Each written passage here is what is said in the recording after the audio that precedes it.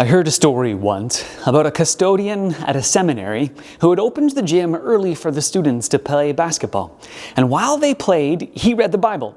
One of the students, after a while, comes up to him and says, "What are you reading?" "Revelation," the custodian answers. Surprised that the custodian was reading a book which had been causing such confusion for himself and his fellow students who had been trying to figure out the proper interpretation of the book, he turns and he asks to him, "Well, do you understand it?"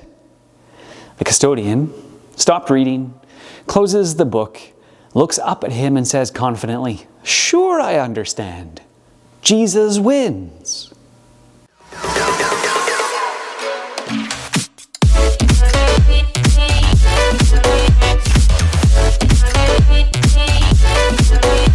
Jesus wins. That's a pretty good summary of the entire book of Revelation, but actually that's probably the takeaway from the whole story of the Bible for us as well.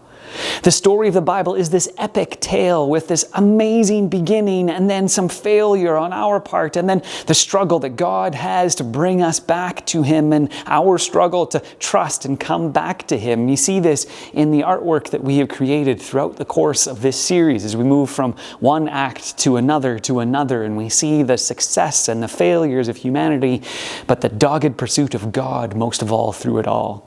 Jesus wins. And that's the best thing that could happen to the world. In the end, the struggle between good and evil, between God and his adversary, is settled through the power of Jesus' life, love, and sacrifice. He is the one who is seated at the throne at the end. He is the one who's worthy to open the scroll that is given in Revelation, the only one who truly deserves the admiration of all of us, because he's the Lamb of God who was slain, the one who has given himself for people from every tribe, language, people, and nation.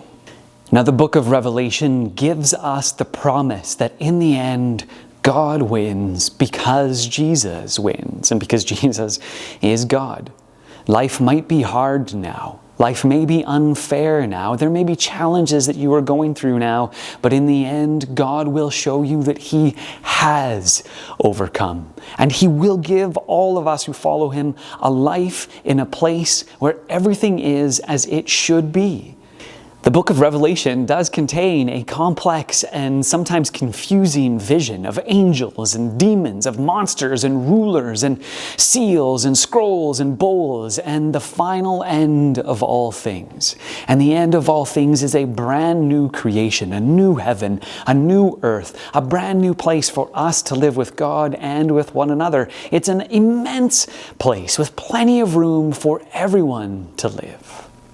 Now, it is important to study, to discuss, to dig a little deeper into the scriptures and try to see what more meaning there is within it.